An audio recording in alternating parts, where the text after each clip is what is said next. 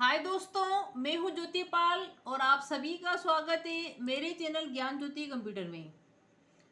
दोस्तों, MS Excel भी अपना चल रहा है जिसमें हम आपको ट्रेनिंग दे रहे हैं। अभी आपको सिखा रहे हैं होम मेन्यू, और होम मेन्यू में अभी आपका आज स्टार्ट होगा अलाइनमेंट। ठीक है, उसके पहले हमने बॉर्डर्स के बारे में पूरा देखा था कि बॉर्डर कैसे बनती है एक्सेल के अंदर। तो दोस्तों, प्लेलिस्ट बनी हुई है, शुरू से आप इसका अध्ययन करिए, स्टेप बाय स्टेप सारी वीडियो देखिए, क्योंकि हम लोग पहले एक एक ऑप्शन पूरे करवा रहे हैं आपके, ताकि जब हम पूरे कुछ क्वेश्चन जब आपको करने को देंगे तो उसमें बहुत ज़्यादा फॉर्मेटिंग अगर होगी तो आपको प्रॉब्लम नहीं होगी कि हम बॉर्डर कहाँ से बना रहे हैं, हम कलर कहाँ से डाल रहे हैं, अलाइनमेंट किस प्रकार से ठीक कर रहे हैं, कॉलम विड्थ किस प्रकार से बना रहे हैं। तो इसलिए ये चीज़ें मैं आपको पहले से क्लियर कर रही हूँ ताकि आपके दिमाग में रहे। इसलिए मैं एक एक टॉपिक को अलग से आपको बिल्कुल बता रही हूँ एक एक वीडियोज़ के अंदर, तो ध्यान से उसको समझे और सुने, और इसको अगर घर पे कंप्यूटर है तो उसको प्रैक्टिस भी करें दोस्तों। तो आज हम एम एस एक्सेल के अंदर दोस्तों आगे बढ़ रहे हैं।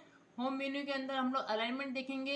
इसके अलावा हमारा एम एस वर्ड भी चल रहा है दोस्तों, टेली प्राइम की भी ट्रेनिंग आप ले रहे हैं। साथ में आपका अकाउंटिंग सॉफ्टवेयर जो है टेली प्राइम के साथ में आपकी थ्योरी भी चल रही है। तो सारे ही कोर्सेज को आप ध्यान से इसका पूरा पूरा लाभ उठाएं। तो अभी हम देखते हैं कि एक्सेल में हमको कहाँ से स्टार्ट करना है। तो ये एक्सेल का हमारा बना हुआ है आइकन, हमने इस पर 2 बार क्लिक करा और यहाँ पे क्लिक करके एक ब्लैंक जो है वर्क बुक हमने ले ली। वर्क बुक क्या होती है, शीट क्या होती है, फाइल क्या होती है, ये सब मैं आपको दोस्तों बता चुकी हूँ।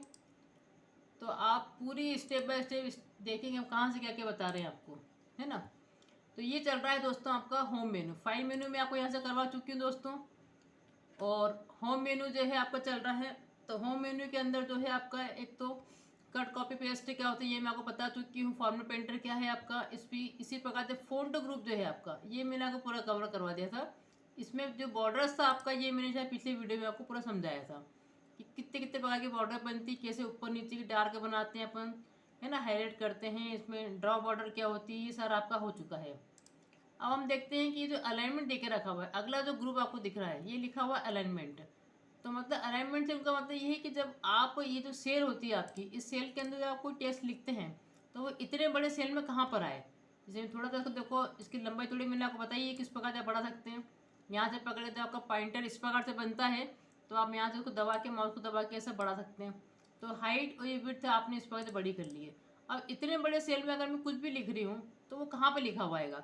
अगर मैंने सिर्फ ए लिखा यहाँ पर, तो अब ये ए कहाँ पे लिखे, मतलब कहने का ये है कि लेफ्ट टू राइट जो आपकी विड्थ है उसमें ये कहाँ पे लिखा हुआ है। देन टॉप टू बॉटम, क्योंकि सेल काफ़ी बड़ी दिख रही है आपको, तो टॉप टू बॉटम में भी, ऊपर से लेकर नीचे में भी वो बिल्कुल बॉटम में लिखे कि मिडिल में लिखे कि टॉप पे लिखे।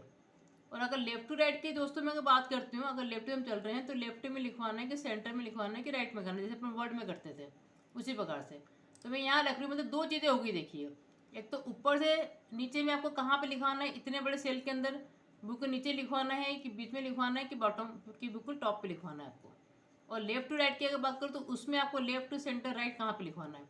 ये तो नीचे का आपको दिख रहा है, देखिए ये तो दिख रहा है, यहाँ पे लिखा रहा है ना अलाइन लेफ्ट, ये लिखा हुआ है कि सेंटर, ये लिखा हुआ है आपका राइट। तो मतलब लेफ्ट टू राइट की बात कर रहा है कि लेफ्ट से लेकर राइट के अंदर आपको इस पर्टिकुलर टेक्स्ट को कहाँ पे लिखवाना है। तो बाय डिफॉल्ट ये कहाँ पर सेट था, लेफ्ट में सेट है। अगर मैं आपको सेंटर पे कर रही हूँ दोस्तों, देखिए मैं यहाँ पे क्लिक कर रही हूँ तो देखिए ये ए आपका कहाँ पर आ गया, सेंटर में आ गया। रहा वो नीचे, टॉप टू बॉटम में अगर हम देखें तो वो नीचे की साइड है, लेकिन लेफ्ट टू राइट में क्या हो गया, सेंटर में आ गया। इसी प्रकार से मैं यहाँ पे क्लिक कर रही हूँ तो राइट में आ गया, ये देखो ये आपका राइट में चला गया। फिर इसको लेफ्ट में करना है तो ये लेफ्ट में आ गया, ये आपका सेंटर में आ गया, ये आपका राइट में आ गया। तो ऐसे ये तो हो गया आपका लेफ्ट टू राइट का सेटिंग। अब देखिए आप टॉप टू बॉटम में ये जो ऊपर वाले दिख रहे हैं आपको, देखो आपको इसके चित्रों के बनने में से भी समझ में आ रहा होगा कि किस प्रकार से बता रहा है। अभी बाय डिफॉल्ट ये देखो बॉटम में लिखा हुआ आ रहा है, ये दिखा रहा है कि इतने बड़े सेल में ये बॉटम में आ रहा है। यहाँ कर देंगे तो ये सेंटर में हो जाएगा, मिडिल लाइन लिखा ना, मिडिल अलाइन। देन टॉप पे कर देंगे, देखो टॉप पे आ जाएगा। तो अगर मैं इसको मिडिल पे कर रही हूँ तो देखिए ये मिडिल पे आ गया है। तो टॉप टू बॉटम में आपका ये मिडिल पे आ गया, देन ये ऊपर करते मैं तो को टॉप पे आ गया। तो इस प्रकार से आप पूरी सेटिंग कर सकते हैं कि इधर आपको अगर इसको राइट में करना है तो आपने इसको राइट में कर दिया, फिर इसको मिडिल में लिखवाना है तो आपने उसको मिडिल में कर दिया। ठीक, या दोनों जगह उसको सेंटर में करना है तो बुक को देखो सेंटर पर लिखा हुआ आ गया। ऐसे सारी से आप सेटिंग कर सकते हैं। ठीक है, तो मैंने कोई भी टेस्ट यहाँ पे लिखा है, सपोज यहाँ पे मान लीजिए मैंने हेलो लिखा, ये हमने लिखा हेलो, हमको किस प्रकार से कहाँ पे क्या लिखवाना है हमको यहाँ पे अपने हिसाब से यहाँ पे अलाइनमेंट कर सकते हैं। हमको किसी को बॉटम में करना है, इसको राइट में करना है, टॉप पे करना है, इस प्रकार से जहाँ भी आपको सेट करना है उसको लिखवा सकते हैं आप इस प्रकार से। ये हो गया आपका। अब एक चीज़ और समझिए इसमें, अगर बाय डिफ़ॉल्ट जो रहता है आपका, अगर बाय डिफ़ॉल्ट के दोस्तों में बात करूँ, जैसे मैंने पॉइंटर अपने यहाँ पे रख दिया, तो बाय डिफ़ॉल्ट क्या होता है, ये बॉटम में लिखवाता है। मैं कुछ भी लिखूंगी तो बॉटम में लिखवाएगा इतनी बड़ी सेल में।